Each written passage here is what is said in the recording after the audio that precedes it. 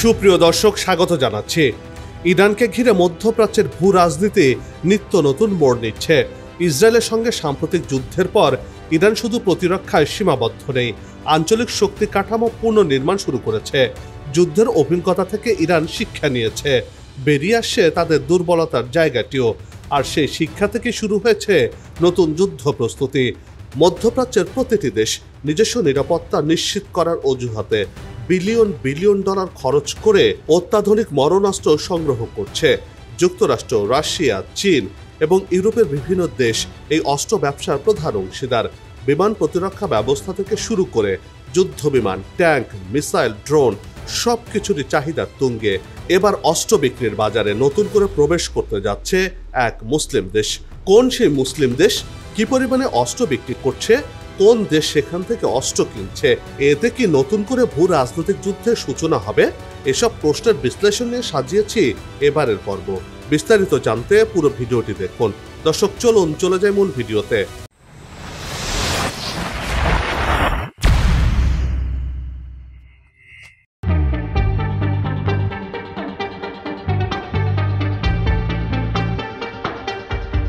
আকাশ প্রতিরক্ষা ব্যবস্থা আধুনিকরণ এবং ক্ষেপণাস্ত্র ভান্ডার সমৃদ্ধ করার মাধ্যমে তেহরান জানান দিচ্ছে যে কোনো নতুন সংঘাতের জন্য তারা প্রস্তুত।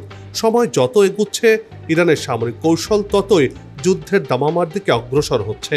যুদ্ধের ঝনঝনানি, ক্ষেপণাস্ত্রের গর্জন আর মহড়ার ঘনঘটা মিলিয়ে যেন নতুন এক ইরানের আগমনী বার্তা শোনা যাচ্ছে, যা ইসরায়েল সহ মার্কিন যুক্তরাষ্ট্রকে ভাবিয়ে তুলেছে, কাঁপন ধরিয়ে দিয়েছে নেতানিয়াহুর বুকে।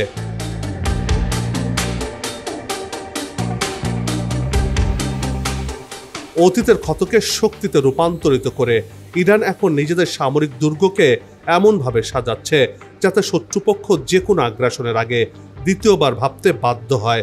ইসলামী বিপ্লবী গার্ড বাহিনী ঘোষণা করেছে, ইরানের বিরুদ্ধে হামলা চালানো হলে কঠিন পরিণতির মুখোমুখি হতে হবে ইসরায়েল ও আমেরিকাকে।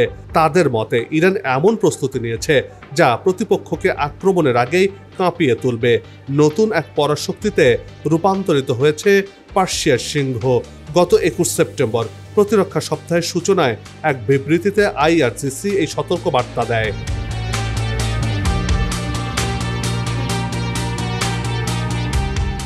উনিশশো80-র দশকে ইরাকের চাপিয়ে দেওয়া যুদ্ধের স্মরণে এ সপ্তাহটি পালিত হয়। সেই যুদ্ধে ইরাক দ্রুত বিজয়ের আশা করেছিল, কিন্তু ইরানের প্রতিরোধের কারণে তা 8 বছরের দীর্ঘ সংঘাতে রূপ নেয়। আমেরিকা তখন ইরাককে সামরিক ও রাজনৈতিক সহায়তা দিয়েছিল, সাদ্দাম হোসেনের পাশে দাঁড়িয়েছিল মার্কিন যুক্তরাষ্ট্র। তবুও শেষ পর্যন্ত ইরানকে পরাজিত করতে পারেনি ইরাক।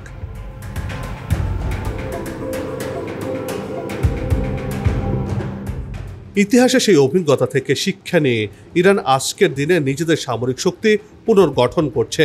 2025 সালের জুনে ইসরায়েল ইরানের পারমাণবিক স্থাপনাগুলোতে আকস্মিক হামলা চালায়। পরে যুক্তরাষ্ট্র ইসরায়েলের সঙ্গে মিলে হামলা শুরু করে, কিন্তু মাত্র 12 দিনের মধ্যেই ইরানি প্রতিরোধের কাছে নতি স্বীকার করে উভয় পরাশক্তি। আইআরজিসি দাবি করেছে, এই যুদ্ধ প্রমাণ করেছে ইরানি জাতি ঐক্যবদ্ধভাবে শত্রুদের মোকাবেলা করতে সক্ষম।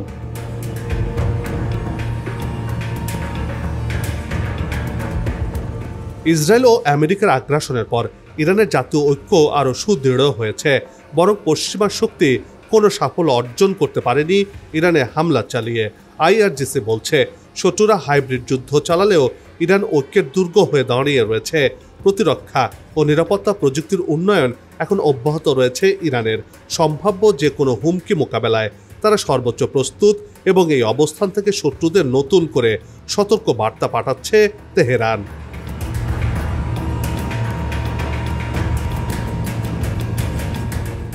ইরানে সে 400 কেজি ইউরেনিয়াম কোথায় রয়েছে তা এখনও জানা যায়নি। ইসরায়েলের অভিযানের পর থেকে নিজেদের পরমাণু কর্মসূচি নিয়ে জাতিসংঘের সঙ্গে যখন বাদানুবাদ চলছে ইরানের, ঠিক সেই সময়ে দেশটিতে পরমাণু বিদ্যুৎ কেন্দ্র স্থাপনের উদ্যোগ নিয়েছে রাশিয়া। রাশিয়ার সঙ্গে ইরানের পরমাণু চুক্তি হয়েছে। এতে চিন্তার ভাঁজ বড় হয়েছে পশ্চিমাদের। ঘোষণা এসেছে, রাশিয়া ইরানে 8টি নতুন পারমাণবিক বিদ্যুৎ কেন্দ্র নির্মাণ করবে, যার মধ্যে 4টি বুশেহরে। পশ্চিমারা দীর্ঘদিন ধরে ইরানের পারমাণবিক কর্মসূচিকে নিয়ন্ত্রণে রাখতে চাইলেও এবার সেই প্রচেষ্টা ব্যর্থ করে দিয়েছে ইরান। তাতে সহায়তা করেছে রাশিয়া। ইরান শুধু জ্বালানি নিরাপত্তাই নয়, কৌশলগত প্রতিরোধের নতুন বার্তাও দিয়েছে, যা মার্কিন যুক্তরাষ্ট্র সহ ইসরায়েলের জন্য মারাত্মক ভয়ের কারণ। কেননা এরই মধ্যে ইরান আন্তঃমহাদেশীয় ক্ষেপণাস্ত্র বানিয়ে ফেলেছে। চাইলে ঘরে বসেই মার্কিন মুলুকে হামলা চালাতে পারবে ইরান। আর সেই চিন্তায় এখন যেন ঘুম উড়ে গেছে মার্কিন প্রেসিডেন্টের। কারণ ইরানের মিসাইল যে কোনো বাধাই মানে না, যার প্রমাণ ইরান ইসরায়েল যুদ্ধেই দেখা গেছে। মার্কিনীদের আকাশ প্রতিরক্ষা ব্যবস্থাকে চূর্ণ বিচূর্ণ করে দিয়েছে ইরানের মিসাইলগুলো। আর এই যে আন্তঃমহাদেশীয় মিসাইল তৈরি করেছে ইরান, আর সেটি যদি মার্কিন মুলুকে আশ্রয় পড়ে, তাহলে মার্কিন যুক্তরাষ্ট্রের কোনো আকাশ প্রতিরক্ষা ব্যবস্থা তা থামাতে পারবে না বলে মনে করছে অনেক বিশ্লেষক।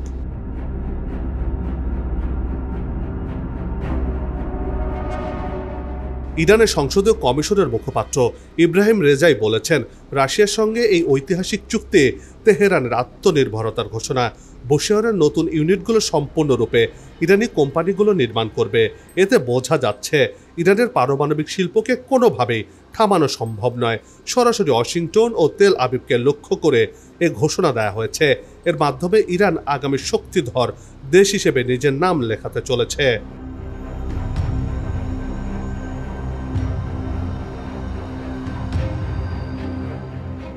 ইরানি কমান্ডার মোহাম্মদ রেজা নাকদি জানিয়েছেন, দিন দিন বড় হচ্ছে ইরানের মিসাইল ভান্ডার। জুন মাসের যুদ্ধে ইরানের মিসাইল ভান্ডার অক্ষত রয়েছে। সেই যুদ্ধে ইরানের মিসাইল ভান্ডারে কোনো টোকাও লাগেনি। অর্থাৎ ইরান যে পরিমাণে মিসাইল সংরক্ষণ করেছে তা গেল ইসরায়েলের সাথে যুদ্ধে একটুকু খরচ করেনি। জেনারেল নাকদি আরও জানিয়েছেন, যুদ্ধের পরও ইরানের টানেলগুলো সুরক্ষিত রয়েছে। এর আগে ইসরায়েল দাবি করেছিল তারা ইরানের 50% লঞ্চার ধ্বংস করেছে। ইসরায়েলের এই দাবি উড়িয়ে দিয়ে নাকদি বলেছেন, শত্রুরা ইরানের 3% লঞ্চারও ধ্বংস করতে পারেনি। ইরানের হাতে খুব সহজেই আরও কয়েক হাজার লঞ্চার তৈরির সক্ষমতা রয়েছে।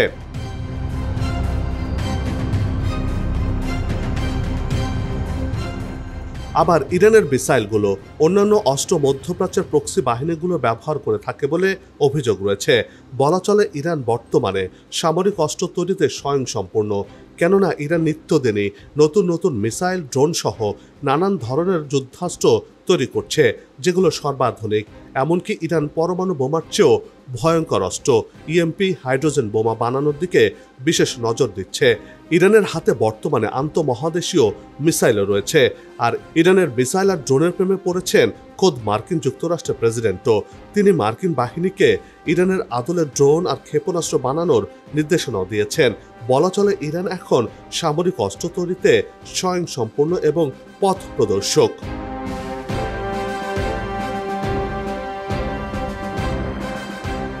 যুক্তরাষ্ট্র এবং পশ্চিমাদের কঠোর বাণিজ্যিক নিষেধাজ্ঞাকে ভেদ করে ইরান গড়ে তুলেছে নতুন এক সাম্রাজ্য, যার কেন্দ্রে রয়েছে দেশটির বিজ্ঞানীরা।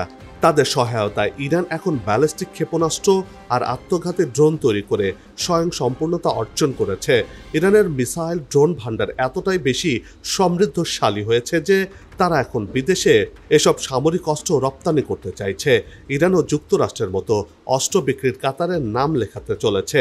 আর এই খবর শুনে চোখ চরক গাছে উঠে গেছে ইসরায়েল সহ মার্কিন মিত্রদের। ইরানের সর্বোচ্চ প্রতিরক্ষা বাহিনী IRGC জানিয়েছে, এবার দেশীয়ভাবে তৈরি ক্ষেপণাস্ত্র, ড্রোন এবং যুদ্ধ জাহাজ অন্য দেশে রপ্তানি করতে প্রস্তুত তেহরান।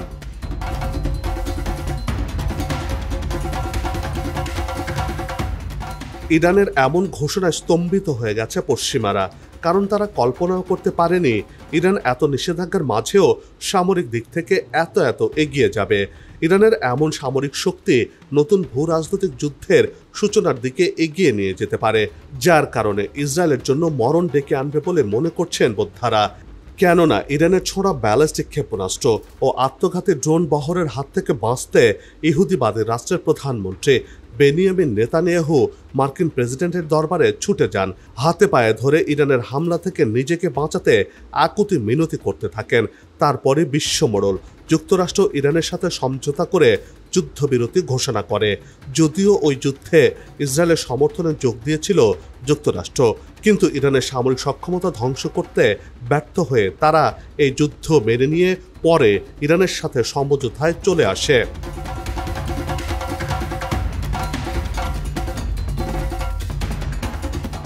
আইআরজিসি নৌবাহিনীর commander brigadier general Ali Reza জানিয়েছেন, ইরান ক্ষেপণাস্ত্র, ড্রোন এবং যুদ্ধজাহাজ রপ্তানিকারক দেশগুলোর মধ্যে একটি হতে পেরেছে। ইরান এখন দুর্দান্ত গতিতেই এসব সমরাস্ত্রের উৎপাদন বৃদ্ধি করেছে। রাশিয়া ইউক্রেন যুদ্ধে মস্কোকে ড্রোন দিয়ে সহায়তা করার অভিযোগও রয়েছে ইরানের বিরুদ্ধে। আর এসব সমরাস্ত্রের মূল উপকরণগুলো চীন থেকে আনছে তেহরান, এমন অভিযোগ করেছে যুক্তরাষ্ট্রসহ পশ্চিমারা।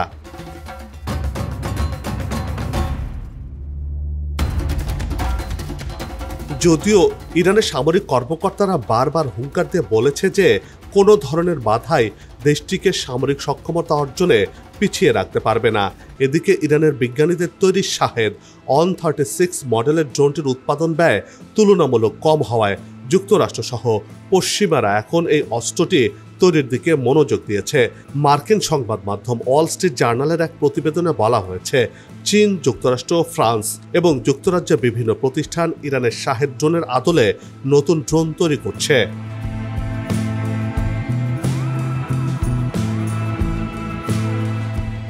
ইরানের প্রতিরক্ষা মন্ত্রী ব্রিগেডিয়ার জেনারেল আমির হাতামি বলেছেন, আমেরিকার অবজ্ঞা ও অবহেলার শিকার এবং যেসব দেশ কেবল আত্মরক্ষার জন্য ব্যবহার করবে, কেবল তাদের কাছে অস্ত্র বিক্রি করবে ইরান।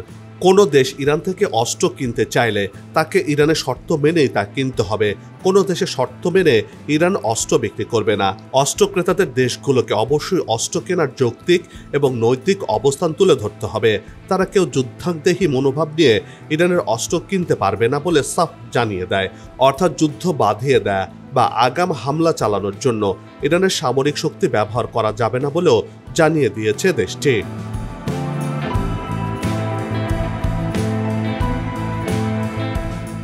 অস্ত্র কেনার জন্য বিশ্বের বহু দেশ ইরানের সঙ্গে যোগাযোগ করছে।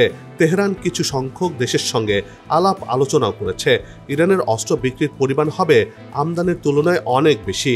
ইরান তার প্রয়োজনীয় সমরাস্ত্রের শতকরা 90% দেশেই উৎপাদন করছে। আর এই অস্ত্র বিক্রি বেড়ে গেলে সেই উৎপাদন বাড়ানো হবে বলে ইরানের গণমাধ্যমে খবর প্রকাশ পেয়েছে।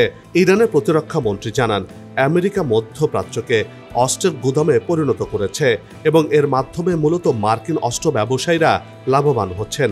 তাদের কাছে সবসময় মানুষের জীবনের চেয়ে অর্থগত লাভটাই বেশি পছন্দের। তাই নিজেদের ভৌগোলিক অখণ্ডতা রক্ষার অধিকার বিশ্বের প্রতিটি দেশের রয়েছে। আর এক্ষেত্রে শান্তিকামী ইরান ভালো ও সফল ভূমিকা পালন করতে পারে অস্ত্র রপ্তানির মাধ্যমে।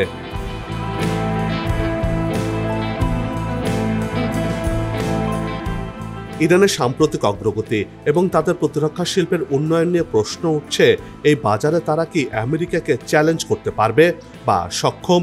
বর্তমানে অস্ত্র বিক্রির বাজারে যুক্তরাষ্ট্র সবচেয়ে বড় রপ্তানিকারক দেশ, অর্থাৎ একচেটিয়া বাজার যুক্তরাষ্ট্রের।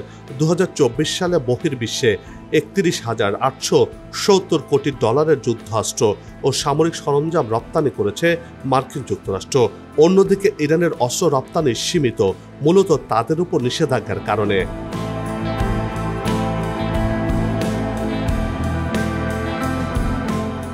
প্রযুক্তিগত দিক থেকে আমেরিকার সাথে প্রতিযোগিতা করা এখনও ইরানের পক্ষে কঠিন। বিশেষজ্ঞরা মনে করছেন, সিরিয়া সহ মধ্যপ্রাচ্য, আফ্রিকার কিছু দেশ, এমনকি লাতিন আমেরিকা, ভেনেজুয়েলা সহ যুক্তরাষ্ট্রের সাথে দ্বন্দ্বে যেসব দেশ জড়িয়ে পড়েছে, তারা ইরানের অস্ত্র কেনার বড় ক্রেতা হতে পারে। সেই হিসেবে নির্দিষ্ট বাজারে ইরান যুক্তরাষ্ট্রকে ছাড়িয়ে তাদের অবস্থান শক্তিশালী করতে পারে।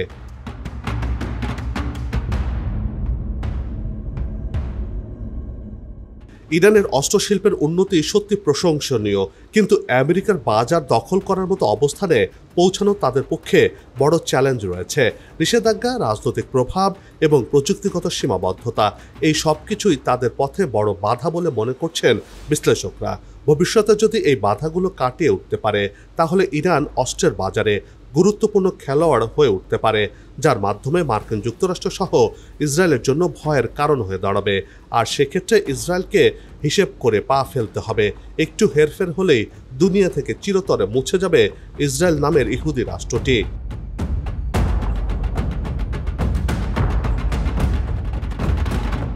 বন্ধ হোক যুদ্ধ, বিগ্রহ, হানাহানি, শান্তিময় হোক বিশ্ব, এমন প্রত্যাশা রেখে এই পর্ব থেকে বিদায় নিচ্ছে। তবে যাবার আগে সে একই অনুরোধ, যেখানে সেখানে ময়লা আবর্জনা ফেলবেন না, পরিবেশের ক্ষতি করবেন না, অযথা হর্ন বাজাবেন না। আপনাদের সে সৌন্দর্য রক্ষায় পোস্টার লাগানো থেকে বিরত থাকুন। যদি চ্যানেলটিতে নতুন হয়ে থাকেন, ভিডিওটি ভালো লাগে তাহলে চ্যানেলটি সাবস্ক্রাইব করে ভালোবাসায় আবদ্ধ করবেন। ভালো লাগা না লাগার বিষয়টি কমেন্টে লিখে জানাবেন।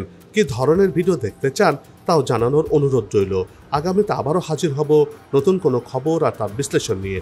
নিজে ভালো থাকুন, দেশকে ভালো রাখুন, আমাদের সাথেই থাকুন। ধন্যবাদ।